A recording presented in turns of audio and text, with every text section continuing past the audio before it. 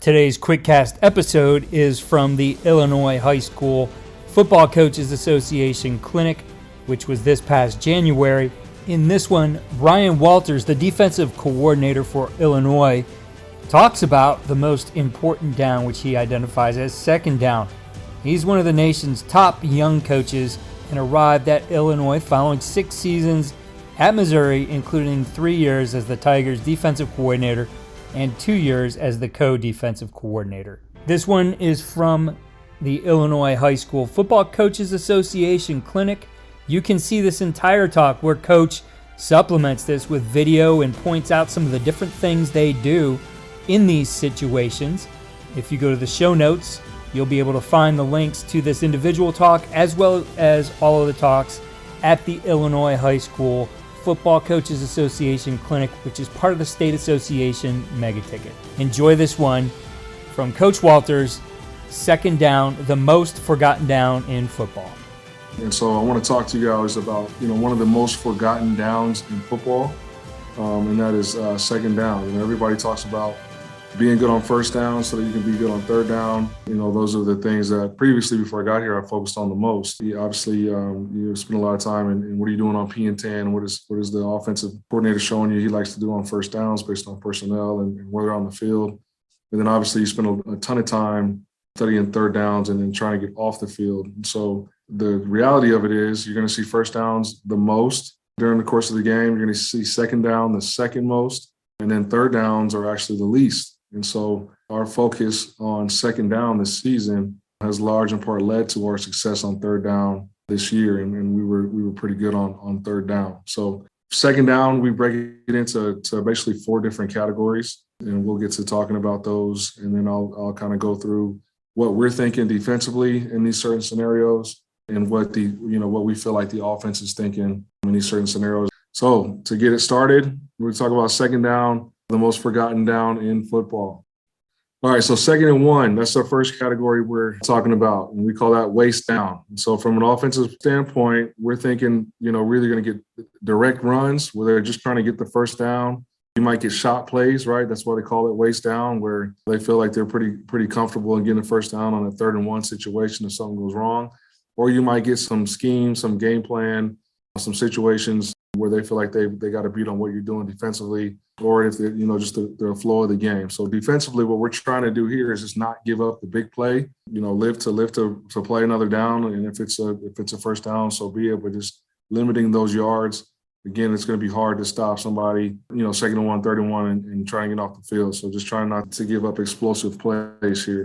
So our next category number 2 is 2nd and 2 to 6, and this is where the offense is on track, right? So defensively, we're trying to stop the offense on first down from getting 3 yards. We want to hold them to 3 yards or less, right? So offensively, you want to go 4 yards or more. So right now, the offense is on track to be in a manageable third down situation, right? So offensively, our goal is to gain at least half the yards on that 2 to 6 range to get you a manageable third down. So our goal, obviously, is to hold them for a minimal gain to get us in a more advantageous third and medium in order to get off the field. All right, so that's a third second down scenario is the 2nd and 7 to 9 range. That's a get back on track. GBOT is what we call it, get back on track. So here you really got to study offensive coordinator tendencies. Are they predominantly run or predominantly pass? I usually look at 2nd and 7 and 9 to get back on track scenarios from the 11 personnel to 12 personnel, where they're at on the field. The offensive coordinators will let you know what they're thinking. And defensively, we're trying to force them into a 3rd and long because our percentages go way up in 3rd and long scenarios. All right, so now I want to look at to kind of go inside with the get back on track to 7 and 9. We kind of put 2nd and 10 in its own category, right? So look at how did it happen? Was it an inefficient run, a run for no gain, or was it an incomplete pass? And then based off of that, you can also, coordinators will give you tendencies.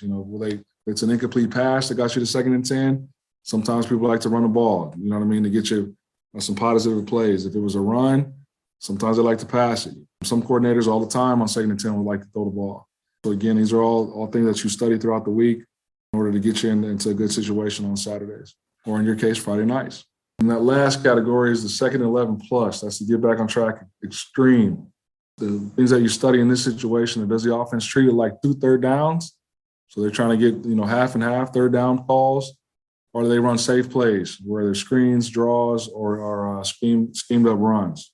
Again, you got 4 different types of second downs, which is the most forgotten down in football. That's the waist down, 2nd and 1, where you're thinking direct run, shot plays, or some game plan situations, to set up some schemes.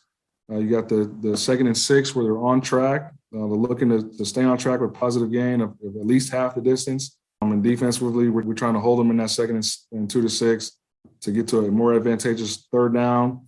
And then really you got 2 different types of get back on tracks.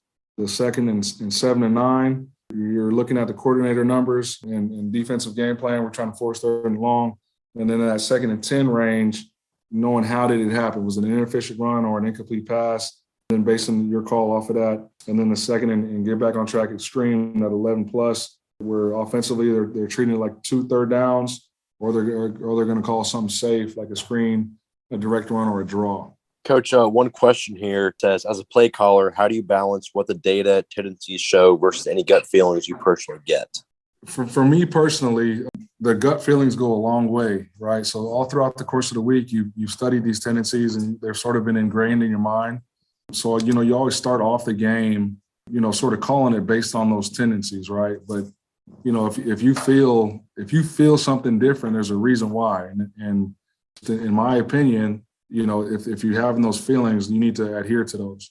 And that's sort of how I've operated, and it's worked out. Like the 2nd and 2 to 6 against Iowa, where we dropped 8 in the coverage, from a game plan standpoint, that was a run down, that was a run set. But I just had that feeling. They had just crossed the 50. They had run the ball, the previous 5-6 plays. I felt that a pass was coming, and we dropped 8 in the coverage, and it was successful as a result. So definitely your base thoughts are from your studies, but when you get to game day, man, you got to go with your gut. Thank you again for listening to the Coaching Coordinator Podcast. Remember, you can see this entire clinic talk on CoachTube. The link will be in the show notes. You can also purchase the State Association MegaTicket, which allows you access to the Illinois clinic, as well as 9 other clinics, hundreds of talks, a great value. Check this one out at IHSFCA.coachesclinic.com. Follow me on Twitter at Coach K. Grabowski, and follow All We're Doing at coachandcoordinator.com.